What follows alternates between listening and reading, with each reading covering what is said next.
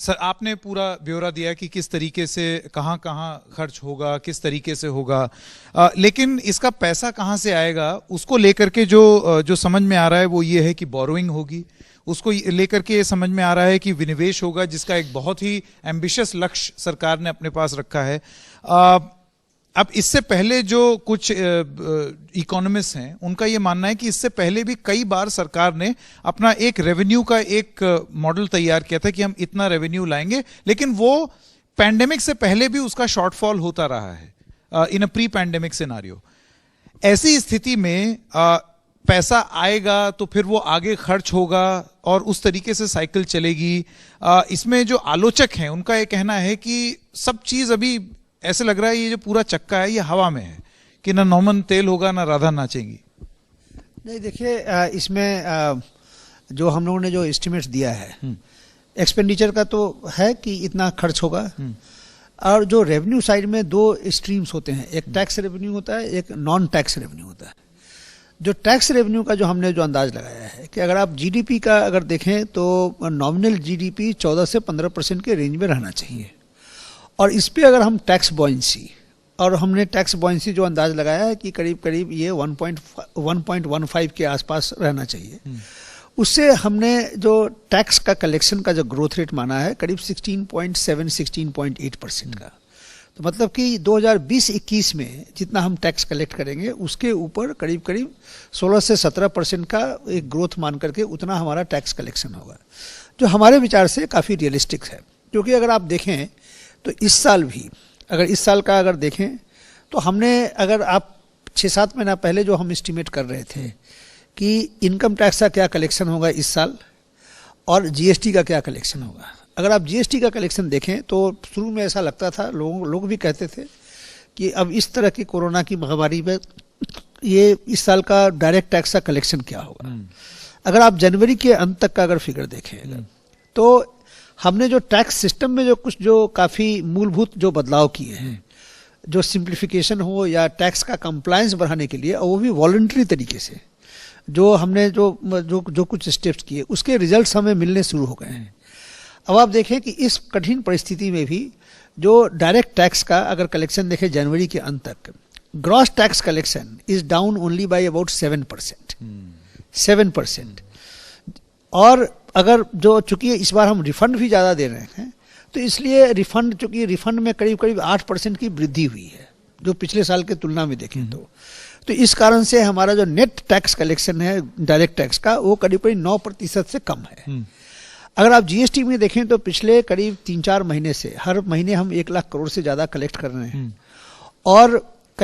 और पिछले महीने एक रिकॉर्ड कलेक्शन था 1,15,000 का, और इस महीने का जो जनवरी महीने का जो कलेक्शन है वो भी एक दूसरा एक रिकॉर्ड बन गया, 1,20,000 करोड़ का रिकॉर्ड बन गया। अब ये सब कैसे हम अचीव कर पा रहे हैं? एक है कि एस्टिमेट करना कि इस तरीके से हमारा टैक्स आएगा, और दूसरा है कि एक्चुअली जो एक हम किस तरीके से अचीव कर रहे हैं। तो हमने जो टैक्स के व्यवस्था में, टैक्स के प्रशासन में, और जिस तरीके से हमने डेटा का इस्तेमाल, जिस तरीके से अलग अलग विभिन्न स्रोत के से जो डेटा है हमारे पास, जैसे इनकम टैक्स का, कस्टम्स का, जीएसटी का, एक्साइज का, बैंक्स के डेटा, उसको लेकर के अब पूरी एनालिसिस करके, और जहाँ जहाँ हमें लगता है कि हमें कहीं पर टारगेट करके उनको हमें टारगेट करना चाहिए, उस तरीके से हम कर रहे हैं। उसका ही ये परिणाम है कि उसका हमें फ़ायदा दोनों जगह मिल रहा है, डायरेक्ट टैक्स में भी मिल रहा है, इनडायरेक्ट टैक्स में भी मिल रहा है। और ये जो ट्रेंड अगर हम देखें 4-5 महीने में, अगर इसी ट्रेंड को अगर हम आगे चालू रखें तो अगले साल हम 16.78 से 16.9% का जो हमने ग्रोथ जो मांगा है, जो हमने माना है, वो बहुत अनरियलिस्टिक लगता नहीं है। तो अगर ये है, उसी तरीके से जो दूसरा स्ट्रीम है नॉन टैक्स रेवेन्यू का, तो हमने डिसइन्वेस्टमेंट का, हमारे पास पाइपलाइन है, पूरा इन्वेंट्री है कि क्या क्या हम डिसइन्वेस्ट करेंगे। कुछ और जो आज अनाउंसमेंट हुए हैं कि 2 पब्लिक सेक्टर बैंक, एक इंश्योरेंस कंपनी LIC का IPO, IDBI के बारे में ही बात की है। इसके अलावा एसेट मोनेटाइजेशन, इस सब को ध्यान में रखते हुए, और कुछ जो प्राइवेटाइजेशन के, डिसइन्वेस्टमेंट के काम जो पहले से चल रहे थे, उस सब को देखते हुए 1,75,000 करोड़ का हमने इस बार लक्ष्य रखा है। और इसके अलावा जो कुछ जो डिविडेंड के द्वारा या कुछ और तरीके से जो हमें रेवेन्यू आता है, तो उसका भी बड़ा एक रियलिस्टिक लिया है। इन सब रियलिस्टिक को देखने के बाद अगले साल का हमने जो वित्तीय घाटा जो हमने दिखाया है फिजिकल डिफिसिट, वो करीब करीब 6.8% है। तो ऑन वन साइड एक्सपेंडिचर के साइड में कोई कटौती नहीं है, रेवेन्यू के साइड में हमने उसको बढ़ाने की कोशिश की है। टैक्स जो बढ़ाया है वो हमने टैक्स बढ़ाया है कि अपनी टैक्स की व्यवस्था में बढ़ा करके, न कि हम टैक्स का रेट बढ़ा करके। मतलब कि ऐसा भी नहीं, इस बार जैसे इस बार आपने देखा कि कोई टैक्स में कोई बढ़ोतरी नहीं हुई है। बिना टैक्स बढ़ाए हुए अगर हम टैक्स की व्यवस्था को बदलें, हम अगर हम कंप्लायंस के द्वारा और जहां भी कहीं इवेजन होता है, कहीं पर लीकेज होता है, अगर उसको हम प्लग करके और उसमें अगर हम ज़्यादा अगर बढ़ाते हैं तो उसके कारण ये हम कहते हैं कि जो पिछले तो 3-4 महीने से जो हम देख रहे हैं उसका ही अगर ट्रेंड अगर देखें तो ये सब हमारा जो एस्टिमेट है वो रियलिस्टिक लगता है। ठीक है जी। मैं इसमें जस्ट जोड़ना चाहता हूं कि देखिए, जब अर्थशास्त्री अनुमान लगाते हैं कि मान लीजिए आपका जीडीपी ग्रोथ 1% से बढ़ता है, तो आमतौर पर जो टैक्स रेवेन्यू है, डायरेक्ट टैक्स और इनडायरेक्ट टैक्स मिला के करीब 1.2% बढ़ता है। अब जैसे मैं पहले भी कह रहा था कि 11% का रियल जीडीपी का विकास दर का अनुमान है,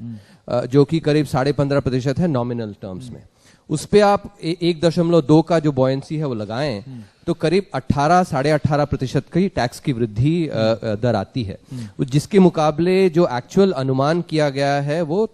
थोड़ा सा उससे कम है, जिसका जो दर्शाता है कि आपका जो नंबर्स है काफी रियलिस्टिक है। इससे पहले मैं कह रहा था कि जीडीपी ग्रोथ भी उसमें भी 11 से ज्यादा होने की गुंजाइश है, क्योंकि जो इंफ्रास्ट्रक्चर स्पेंडिंग हम जो कर रहे हैं उसमें यदि आप 1 रुपया खर्चा करते हैं तो 2.5 रुपया आपका उसी साल आ जाता है इंफ्रास्ट्रक्चर में, क्योंकि 2.5% जीडीपी के अनुपात में सिर्फ इंफ्रास्ट्रक्चर के लिए ही रखा गया है, तो उससे भी काफी जो करीब 6% आपका विकास दर वहीं से आ जाएगा। इसके अलावा आप ये भी ध्यान दें कि जो आपका जो वैक्सीनेशन के लिए जो 35,000 करोड़ जो रखा गया है, वैक्सीनेशन इससे बहुत एक बड़ा लाभ आएगा आपको, आपके जो कॉन्टैक्ट सेंसिटिव सेक्टर्स हैं, टूरिज्म और ट्रैवल, जहां की अभी एक पेंटअप डिमांड है और इतनी जोर शोर से आने की इसकी गुंजाइश है। वैक्सीनेशन हो जाएगा तो, क्योंकि सब लोग अभी एकदम उतावले हैं कि हम कब जाएं किसी वेकेशन में, तो इन सबको आप यदि जोड़ के मेल जोड़ के देखें तो ये जो पिछले सालों की आप बात कर रहे थे उनका बात अलग था। इस बार एक्चुअली जो थीम रही है वो है कि under promise and over deliver. ठीक है, बहुत बहुत धन्यवाद आप दोनों। Thank you.